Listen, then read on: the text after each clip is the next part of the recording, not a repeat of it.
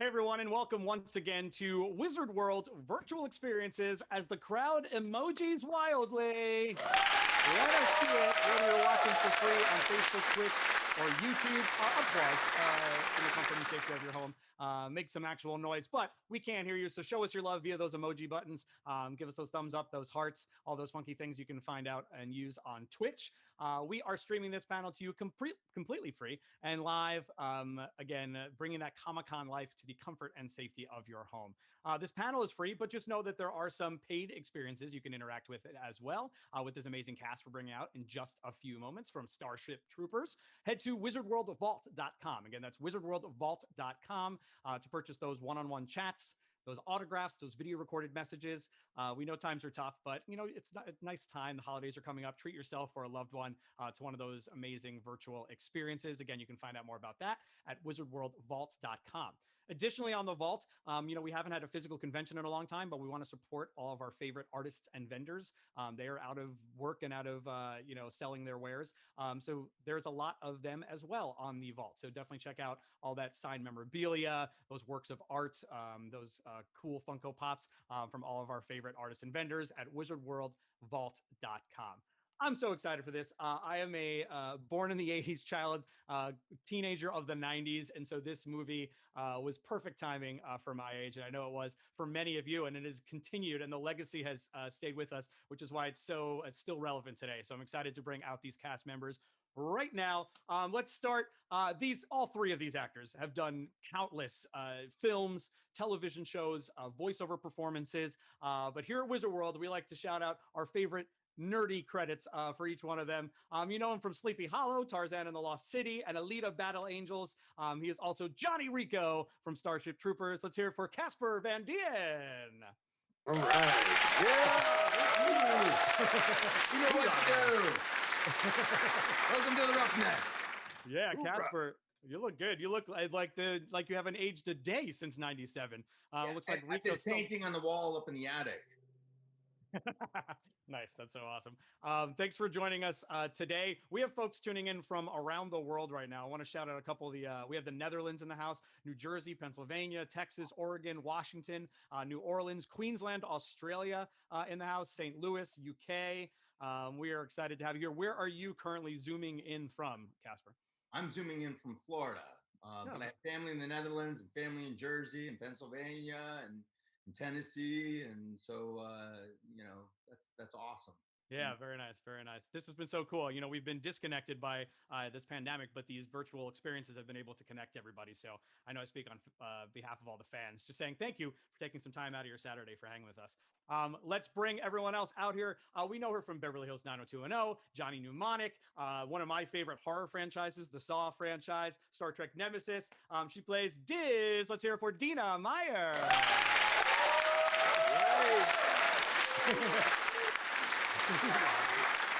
Hey, Dina, how are you? Thanks for joining in. Hungary and Canada also in the house. Hungary and Canada also watching. Where are you currently zooming in from, Dina? I'll be zooming in from the Los Angeles vicinity in California. Very nice. Very nice. Very nice. Yes, yes.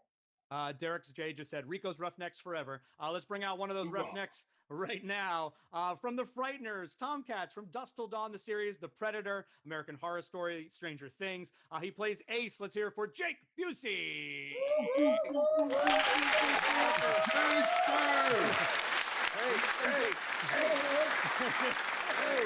Hey. Jake was kind enough and safe enough to pull over on the side of the highway there to take this call. We didn't want him driving during the actual panel. So Jake, thank you for being here. You mentioned very briefly where you're zooming in from. Let everybody know where you're currently at. Yeah, I'm just off the 210 freeway, somewhere between Pasadena and Big Rock, or Big Bear. Yeah. I'm currently staying in a cabin up in the woods up there, getting ready for my next show, and it takes place in 1866. And there's just a lot of sick people in LA.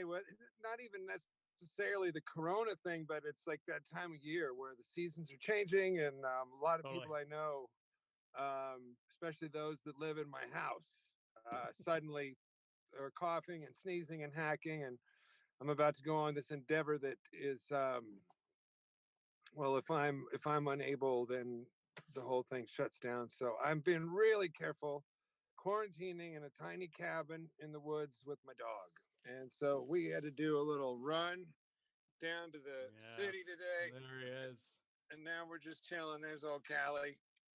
Yeah, she's my mini Great Dane. So Awesome. yeah, Well, we're here in the pickup truck. Hanging Jake, out. LA Disney Princess says, "Love that period drama hair and beard, Ace." So they're loving the beard and hair. Casper and Dina, Nice. how about you? How has your quarantine been? Have either of you gone back to work at all, or what's your any hobbies you've picked up? What has your experience been like over the last 6-7 months? Yeah, Dina, We actually started remodeling like before the whole pandemic happened. So I've my been, God. kind of immersed in that, which has been quite a nice distraction actually from all of it, because I'm able to just kind of go to the house and just work with my hands, and build stuff. So that's what I've been doing. Work has been Nice. kind of tough right now. Yeah, a lot of productions are not happening. Some have gone on, started up, and I just heard recently that they stopped because of certain things. I don't know. I'm not there yet. Do you have a favorite part of remodeling that has that you like building or painting or designing? I like the building part. I like the Cool. framing gun. I really like the framing gun, which is like a really cool nail gun. I mean, it's kind of just like, things with power, things that you have to, hook up to an air compressor. Yeah, Things nice. that I like it. saws, and just cutting things on a 45 so that they fit nice and, flat, like Nice. honey groove thing. Nice. Yeah, oh yeah. Having a really good time. Having a really good time. I'm better at the building than the decorating, I think. Hey, everybody's got their thing, right? Yeah, no, that's so cool. That's cool. Casper, tell us a little bit about your time over the last 6 or 7 months and sort of what you're looking forward to coming up. I just got back from LA. I was in LA shooting a film, so I just shot my first one. I shot one with Tom DeLonge and it had Richard Kind in it. It was a lot of fun. Tom DeLonge was Tom directing. from Blink? Yeah, from Blink. From Angels and Airwaves? Yeah, he's so cool. He I is. know who he is. I didn't know he was acting. He's not acting. He's directing. Oh, well, that's why I didn't know.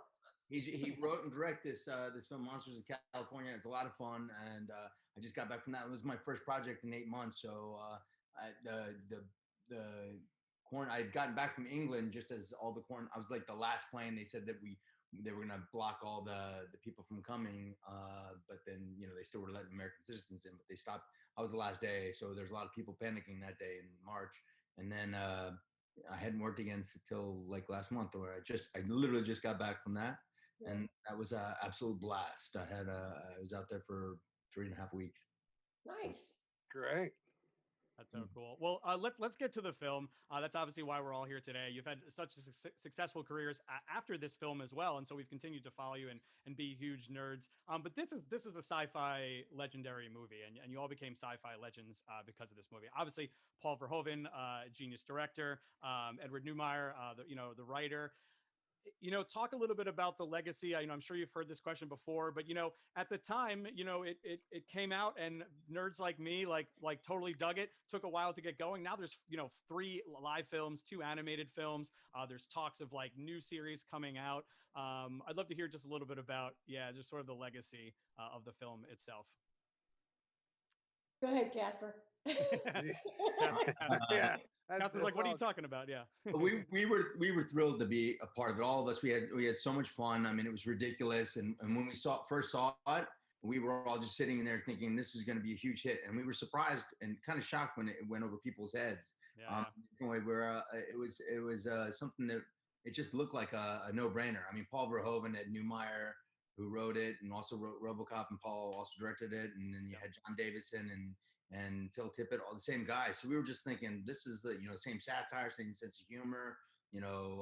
Maybe a little bit, maybe even a little bit more intense. I thought it was a great film to be a part of. I loved it. And I loved that it has had longevity. I wish we could do the series. I know they talked about that and they still talk about it. And last year they called me and they were asking about it. It would be a lot of fun. I think it would be prevalent today. I think it would just, very relevant. It's something that we would, fit in real nice with what's happening, I think. Yeah, no, and I You want to know, I want to I talk about that Do for you sure. think they would find Diz in space like they found Spock and bring her back or clone her? Absolutely. I don't know why they wouldn't. I mean, you're like one of the most popular things about Starship. I think you Well, then yeah, the book. and Dina, you came back in the animated movie. You know what I mean, as that kind of the spirit, if you will, not a spirit, but Yeah, you know what I in mean. the Yeah, dream, in yeah, the the dream sequence. Yeah, Neil's, as Neil's, it was Neil something or other, wasn't it? yeah. Casper? I think they could. It was really Neil. What? Never mind. Yep. You know what I think is one of the most one of the strangest things about this movie is that I forget about the second and third one. People talk about, oh, the first was way better than the second and third, and I mean, I don't know. It just I don't know if it's because I wasn't in the second and third one, but it For just sure it was because you weren't in the second or I third. think that's it. I think yeah, that's you one. know. I But it wasn't in was the second one either, but I wasn't right, but in the second, third, or fourth. How many were there? There's 5. Yeah, you came in five. Five's the last one. Oh, In but term, five, but that was the animated. yeah, yeah, yeah, yeah. 4 and 5 were but the you end. know, 4 and 5. they seem to be remaking a lot of different franchises, and they're Yep. pulling things that are 30 years old, 40 years old, things that are kind of like the first one was great, but it's like just too late now to make a sequel. It's that it skipped too far of a generation. I found that there's a formula. 20 years, 20 if you remake something in 20 years, or you do a poignant single in 20 years, it's like the perfect number, because the original generation that saw it in their early 20s now has kids that are in their teens, and they can go together and like share a memory and like, oh, check this out, I love the original, and then the kid gets to see the new one, and it sort of connects people. Whereas you wait 30 years, like they don't kind of land. But Starship Troopers, on the other hand, has such an underground Yep. following. There's Yep. such a cult following that I don't really understand why they haven't made like a second, like a A real prequel. sequel, A prequel. or even a Ah, prequel. Yeah, To see yeah, where it all started before. right. Before, That would be very interesting. right? And then we could be like the parents of our kids that are in Starship Troopers.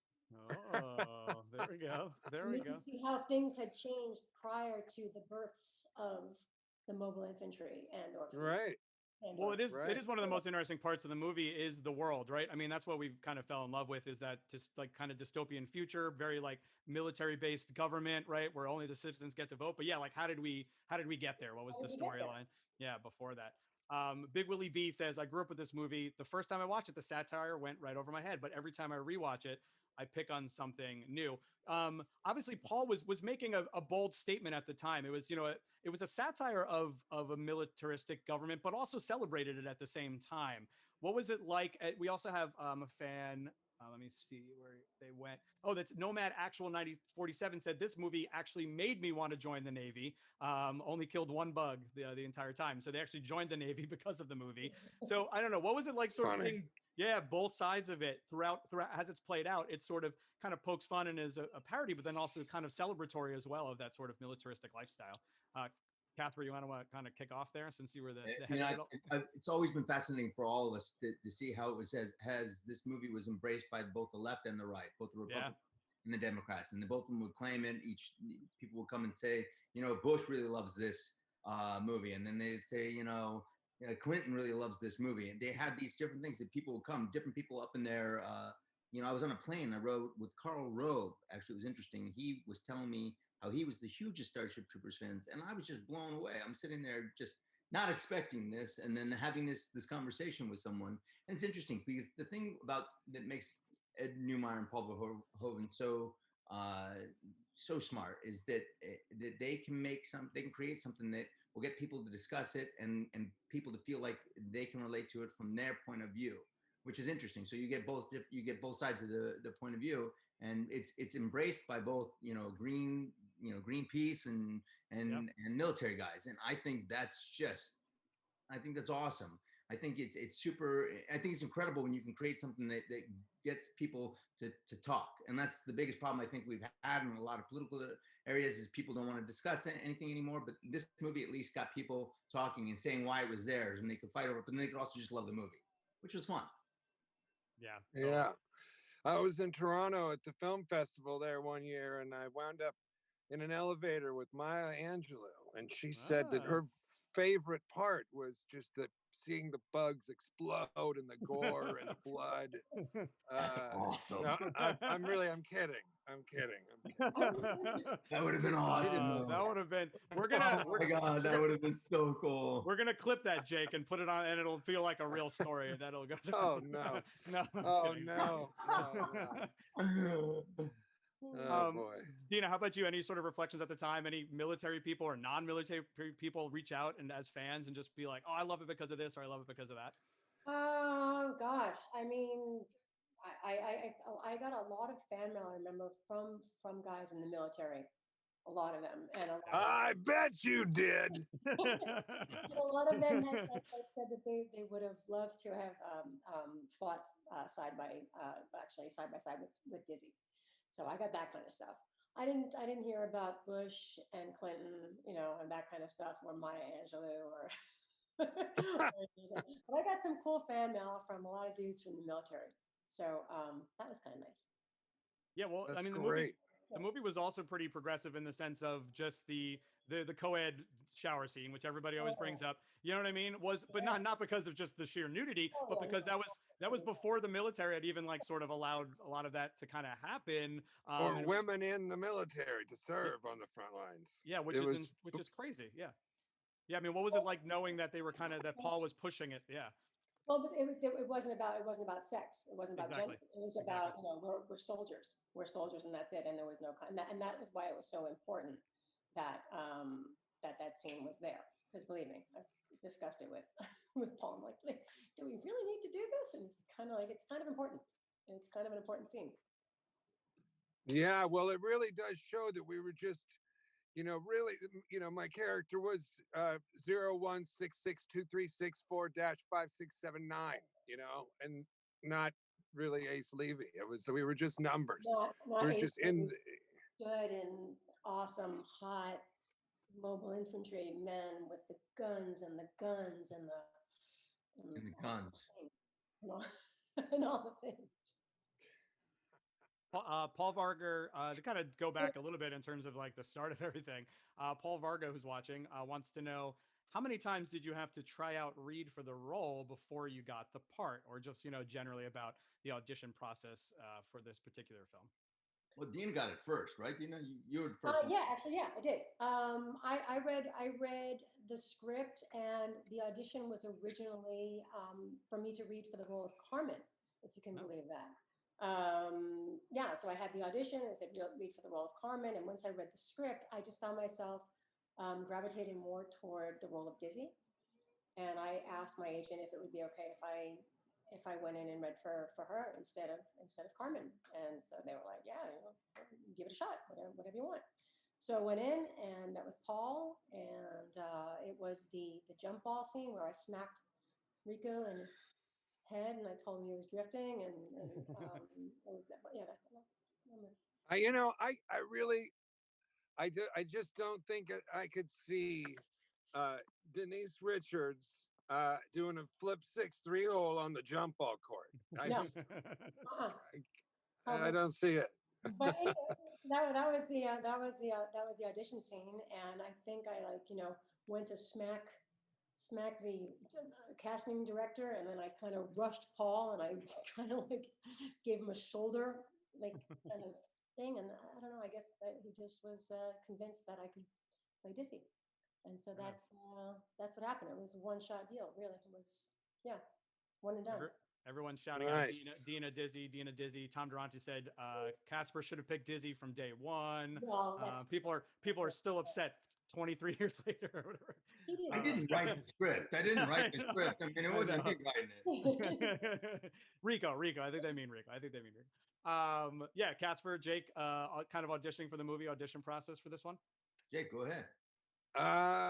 My experience with it really, it much like Dina, it was a one and done thing. I went in to read. I had to wait for a while, and there was they were seeing everybody in town. I mean, every actor I ever knew of was in the waiting room. And so I guess the difference for me was that the guy who was the first assistant director on the show was roaming around the production office, and I had just worked with him on another film like 6 months prior. And so it was a great little reunion there. And he goes, "So what role are you reading for, man?" And I told him, and he goes, "Oh, cool, check this out." And he takes me back through the production office rooms, and he shows me this wall of the schedule. And there's the biggest schedule that I'd ever seen, biggest one he'd ever seen. And it was so big that in order to actually get a view of it, they had to use the entire wall to tape the pieces of paper up so that they could get a handle on the lineage of the shoot. And when he showed me, he said, "So you're reading for Ace Levy? So, okay, now look up here and now track the line." And, it's early in my career, and I'm hoping to get like a sizable role in a good movie. And when I saw that the line of my character, the days working were the entire film, I get the biggest adrenaline rush I've ever had. And when you put that on top of already being nervous in front of an audition, when they called me to go in, I was such a ball of nerves. I think I walked in the room and I just started yelling all of my dialogue. And they were like, perfect. Just so much energy. How many days? Yeah, just. How many days were on the call sheet? I just remember when we started, it was like 1 out of 100. And how many days did we shoot? You remember? Casper. Oh, it was no, I don't know how many days. I know it was 6.5 months straight. Day schedule. 105. 105. That's what I was thinking. I was it like, was 100. And then we did 2 weeks of pickup. It was 100. 5 weeks over 5 months, right? 6.5 months. Yeah. 6.5? Yeah, I mean, did 2 weeks of pickup like shots. It was a long time. I did 2 pickup shots where I went in. I think I had 5. You had more because you guys had the bug tunnels afterwards. Oh yeah, we did have the bug tunnels afterwards. Oh yeah, that was. Yeah, that's right. But then we also had to go back, and the drawing that I did of me drawing the going in for the kiss. Oh. I had to go do all the hand for that one day. I had to go in for doing these different hand shots with the guns and different days like this. I had to go in, and then after we got done and we wrapped and we had finished the 6.5 months, I went back and shot 2 more weeks where I just was doing like hand. They could have used anybody's hand at that point in time. I was like, what? No, Rico had some beautiful hands. No, thank you. It might have wound up looking like that Seinfeld episode, Yeah, I know that's so funny. Man, hands, I like it. Oh, Casper, man. Casper, tell us a little bit about your audition process and getting the role.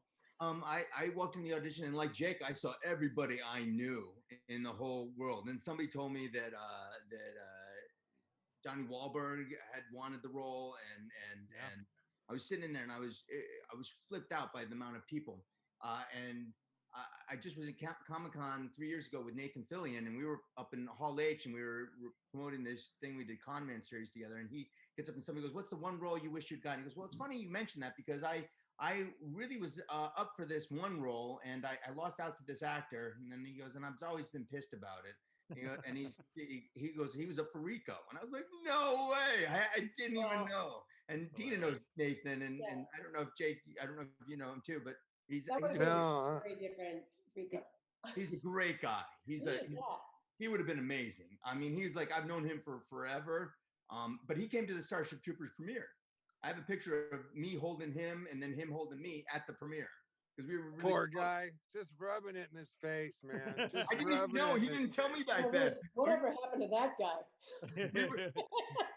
Yeah, I mean, he's doing fine. And it's funny because in that series that he did, the Firefly series, the Starship Troopers uniforms were used.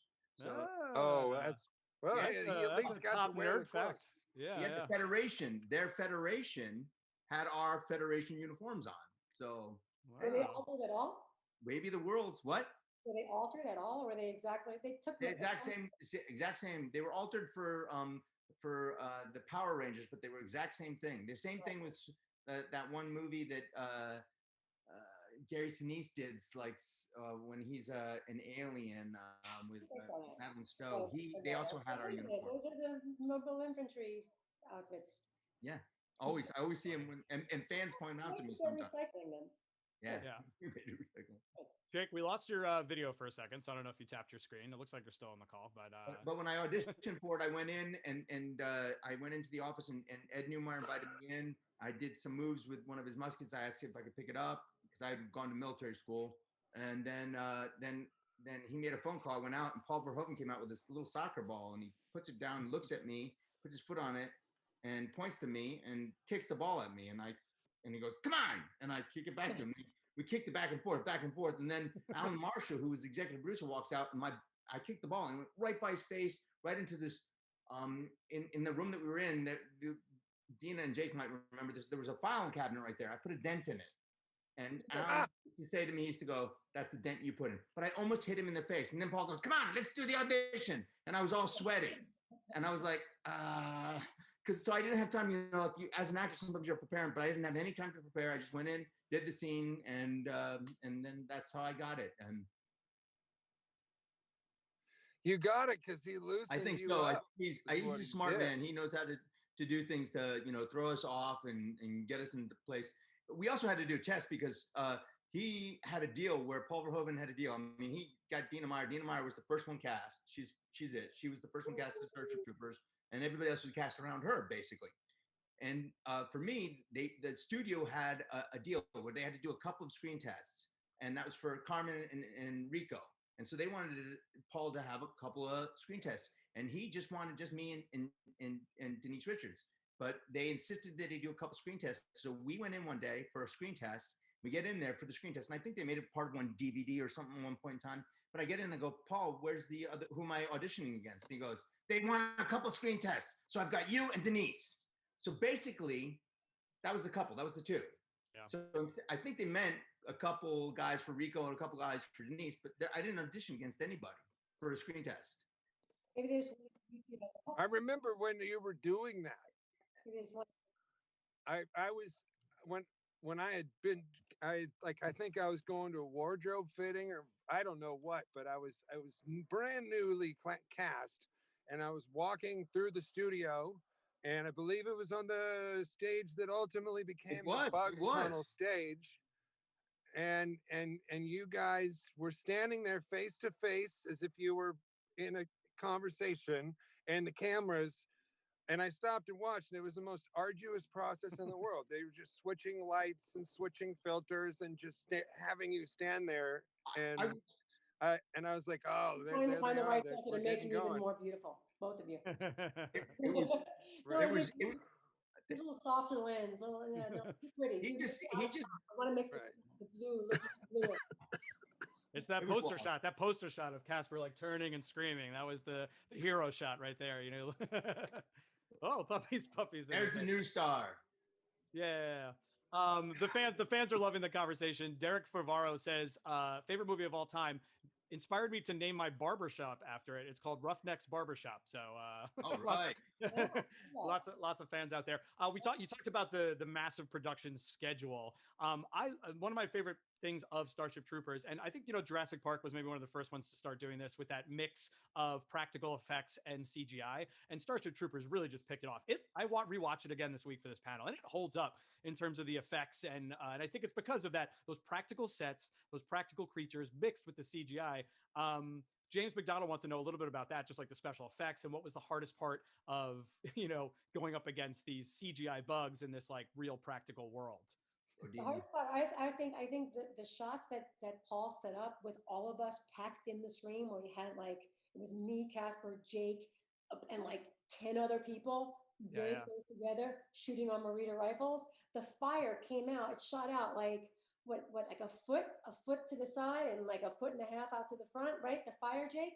So you got a little bit in your ear from yours truly in the canyon. Well, there was a lot of times where we would just get burns? Like the backs of our necks that were exposed were like it was like you were just getting peppered with hot fire. Fire. Spray from the Marita. So that was kind of challenging in itself. setting up the shots. But, you know, I mean, you know, just working opposite things that aren't there. Just like, you know, saying, okay, look out yonder, and there's a swarm of arachnid warriors coming this way, but it's Paul coming at you like he's just running after you with a tall thing with a couple of tennis balls Tennis for balls, reference. yeah. But you had to pretend that, you know, we saw what you guys saw in the film, which Sure. we didn't. We just saw whatever was out in the distance, which was usually God, you know, I'm just as you're saying this, and I'm remembering Paul doing that. yeah. I'm also realizing that I've got a shoebox full of those high 8, like, you know, little miniature Right. camera Yeah. video tapes, Yeah. and I've probably got 20 2-hour tapes from behind the scenes on Starship Troopers that I haven't even looked Oh. at in 20 years. Wow. Wow. That's so That's cool. gonna be unbelievable. I That would say be a let's that would be a go forward. documentary right there. Let's Busey. have a Oh party. my God. Jake. What's Yeah, that, sweetie? Let's have a party at your place. Host a No. little barbecue or make some chili, and we can watch some of the uncut footage. Oh my God. You know what would be amazing is like the moment where we start watching it and we're like, holy shit, we're kids. We were so young back then. Yeah. Jake, you got a whole Twitter. That's like the rewatch parties and the sort of live tweets. You know what I mean? You put one of those up and live tweet it, and people would be into it. People would be into it for sure. Yeah. Especially Wow. especially the shower scene. Behind the scenes of the shower scene. I don't think I brought the camera in the shower. Yeah. Where'd you hide it, Jake? Where'd you hide it? Oh. Yeah, well, that was before you could get the small cameras. He's like, I thought about it. It just the cameras weren't waterproof, so I didn't want to bring it in. Right, exactly. Casper and Jake, same question. What the hardest part about shooting up against the special effects and just all those like, the military scenes and running and shooting and all that kind of stuff? Well, for me, it was the lighting. For me, the hardest part was the lights because for any of you film buffs out there that know anything about film, we were shooting 25 ASA film and trying to make it as sharp as possible. So in order to do that, and also keep the background lit while you're seeing the foreground, you really have to light the shit out of it. I mean, Yeah. so we, Blinding.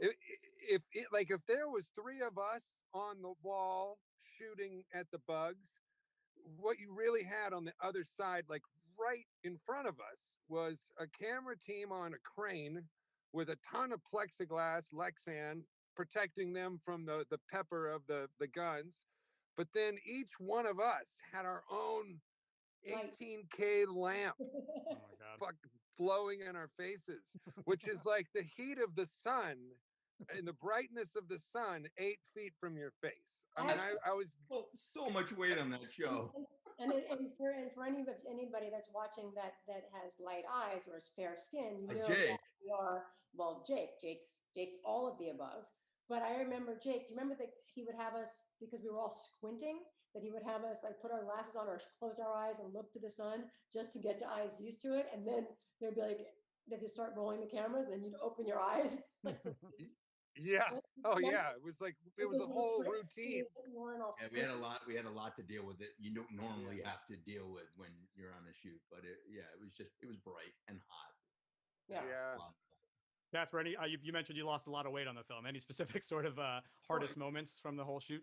I mean, we had a lot, like everything. Yeah. He was working out like crazy. I did. I worked out You every day. worked out like crazy. You worked out in the morning, and we'd shoot like 16-hour days or whatever it was, and then you'd go and work out with the stunt guys.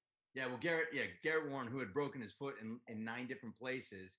And one day I'd walk by and I said, "Hey, look, what did they give you, a cheap boot?" Because his foot was all black, and he's like, "No, I have to wear." He's a size 11. He had to wear a size 14 on the other foot because it was black. He just wrapped it and was taking, I don't know, whatever he's taking to stay on. But I was like, "You got to tell him." He goes, "No, I need the job." So he ran around on a broken foot the entire time. But he's going, "We're going to go to the gym tomorrow." And I kept thinking, well, he's got a foot that's broken in 9 different places. And he and I were really good friends at this point in time. But I couldn't go and go, I don't feel like it. I'm a little sore today. Because all I could think of was him yelling at me about his foot, going, shut up, because I was like, oh my God. So he and we worked out 6 days a week. And we'd have like 1 day off a week that we wouldn't work out. And then we would run around all day. You would eat like 2 steaks at lunch. Yeah, breakfast, steak and eggs. I was eating a lot. I'm a vegan now, but back then I was a carnivore, a complete carnivore, eating so much, and I couldn't keep up with it. I just couldn't keep the weight on. I weighed 155 on Starship Troopers, and I got all the way down to 150 by the time we were shooting in California. All the way down, 5 pounds. Hold on a second. You were 155 and you dropped down to 150? Yeah, for me that's a lot. At the time, I mean, I weigh 185 right now, 190. So back then I was so skinny, but I was the skinniest I'd ever been. You were a lean, mean Rico machine. I was the skinniest. And the skinnier you get on camera, the bigger you look and the better you look, which is weird if you're working out. Well, you were lean. You weren't lean. skinny. You had your muscles. Yeah. I believe cut is the word. It's defined. Definition. I had that, but I guess I think that the hardest thing probably would be just running around between first and second unit, because sometimes we go over and they had a full unit going with Vic Armstrong. So we'd be working, doing we'd work so hard on first unit, and they go, we need you just for like 15 minutes over here. They'd zoom me over there, and as soon as I get over there, they're like, we need you back on first unit. So they'd shoot the one take, come back right after you can, the next take you can. So like sometimes I could sleep and I put my helmet in position on my thing and I could sleep on a certain spot on one of the rocks if I got tired. But other times they'd be like, we need you on second unit to go shoot something. So I just go over there because they were doing all the stunts, but to tie me into all the stunts and everything, they had to have me over there. And then they just shot everything with me then. The star of the movie, it I sucks to think be it was hard. number one or the star of a movie. Yeah. Every angle, just wait, I can't. I'm being quiet. I gotta go to first unit. I gotta go to second unit. I gotta go, but they need me, and I gotta take pictures. You guys had to go to second unit too. Don't even give me that. I know the whole routine. Not so much. Not really. No, not Mr. Number One on the call sheet. No, what I'm learning. Never mind. Yeah, that's the way it goes. Yeah. What were you learning, Jake? You're about to expound on something. You said, "What I'm learning." ... Oh, it's just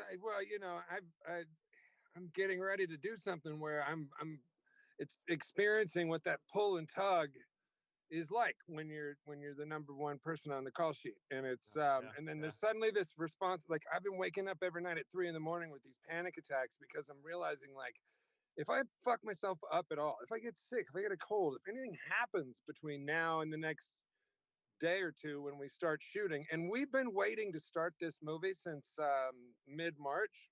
Wow. And then of course the quarantine happened, and it pushed, and it's like, well, hopefully the quarantine will be done. And then so the date was like September 1st, and then October 1st, and then November 1st, and now. So there's been a lot of waiting, and now that it's all been finally coming together, I'm seeing that what Casper went through, what it's like when, it's like everybody needs you at the same time.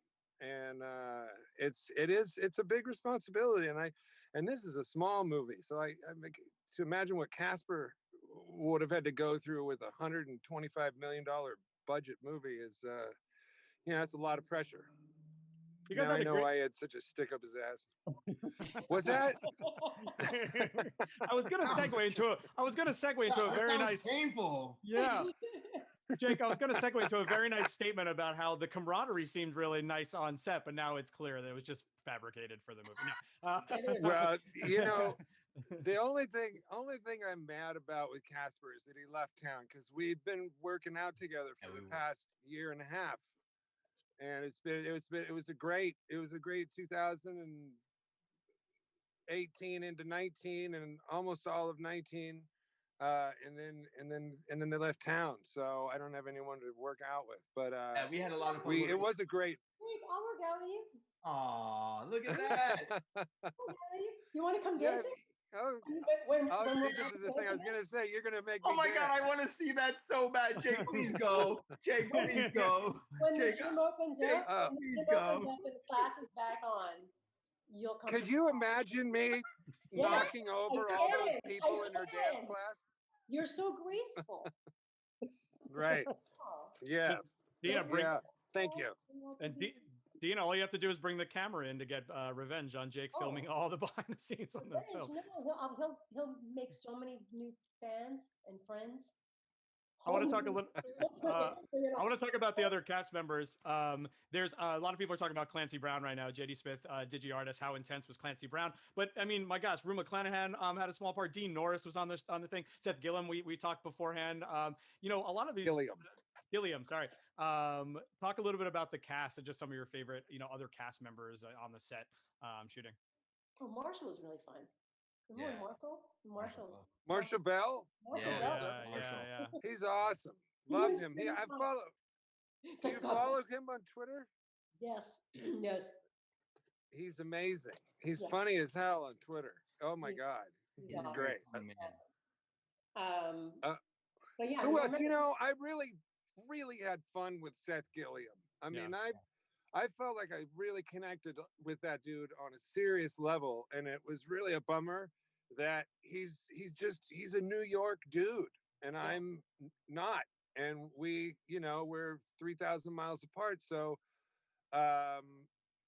he, you know, it's easy after a movie to just kind of go back to your life, and so the one thing that I'm sad about is that I felt like I became so tight with him, and Dina too. Like the three of us, like Dina and Seth and I were like constantly together and constantly laughing. Yeah.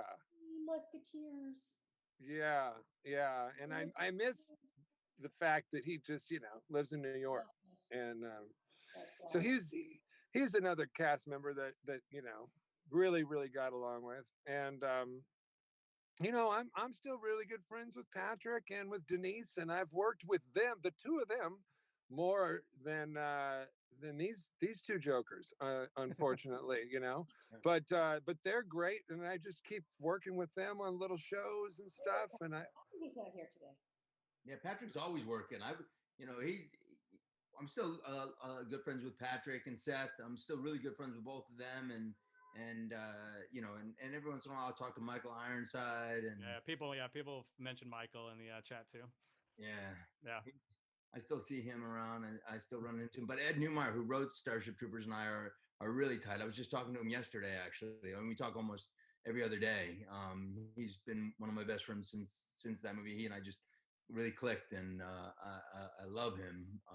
And then go to Pat, and then Garrett Warren, who was the stunt guy on that, who was Jake's stunt double, is still, he's the godfather of one of my kids, and I'm the godfather to his, and yeah, so I'm still good. I'm still tight with him.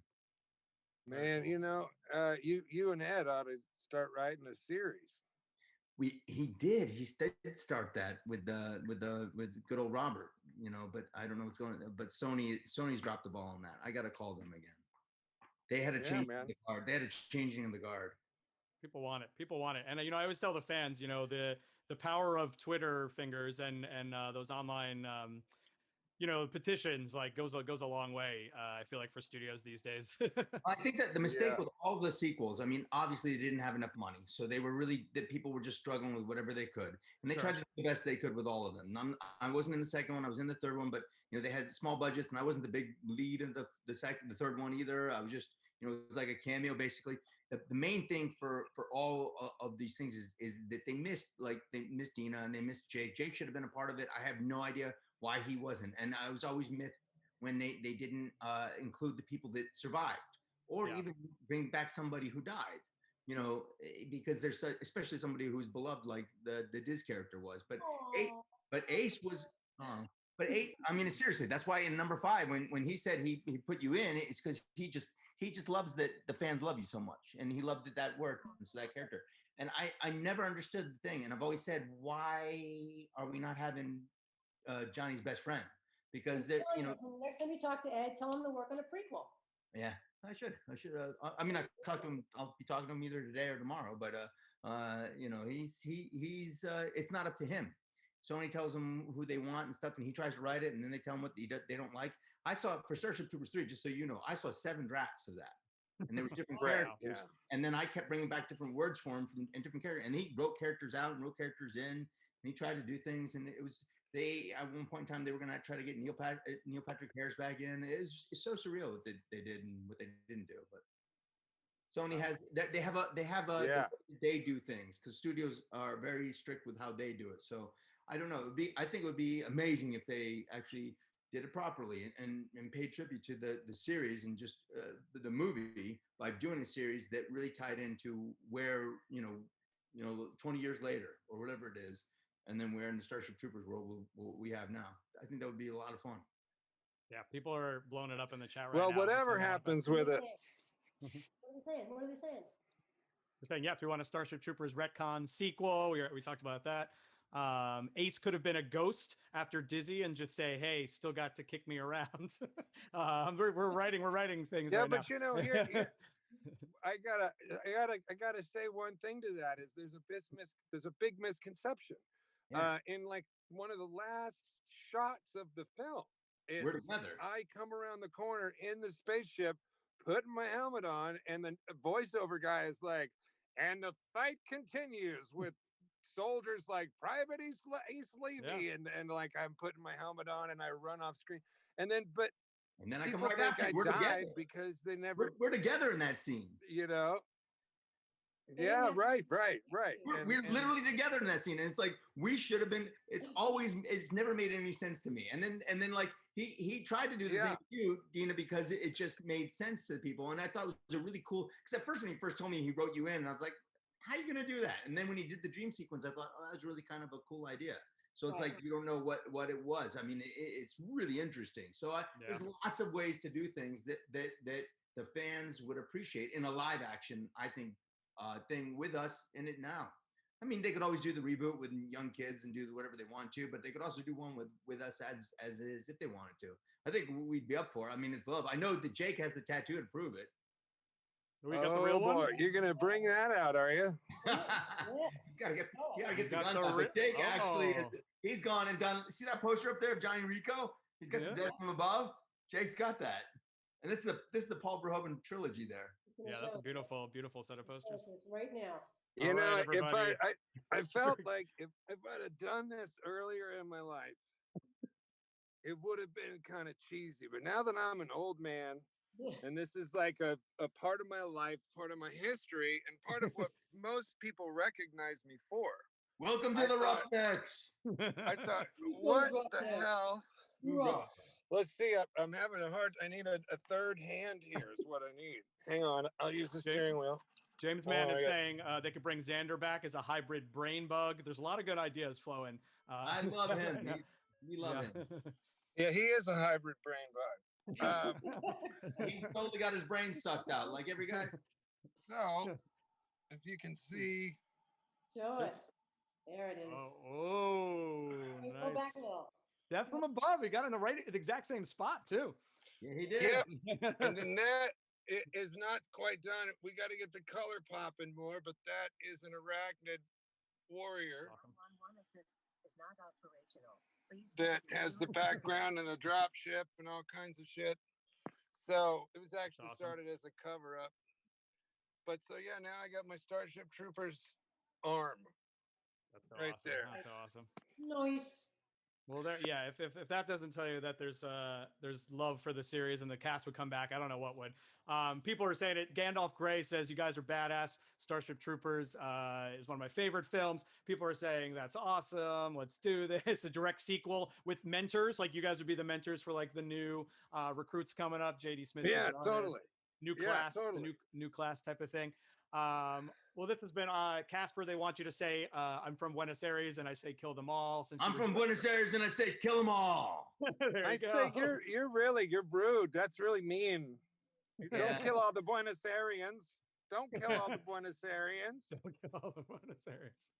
We're out of time. I wanted to say thank you to all the fans for tuning in and watching and taking some time off for their Saturday. Thank you all for tuning in. Don't forget, if you have more questions, obviously, get those one-on-one video chats. It's a once-in-a-lifetime experience to hang out with your favorite cast members. So, do you want to know more? Oh yeah, would you like to know more? Because call Casper. Well, and if you're watching this live, awesome. If you're watching a little bit later in the week, remember we have our rewatch parties on Wednesday night, Wizard World rewatch parties, where we watch our favorite clips. We bring in podcasters, we nerd out about it. Maybe there'll be a special guest appearance. I'm not going to spoil anything, but Wait, did you say definitely No check that out. Doubt is going to do a special guest appearance? What?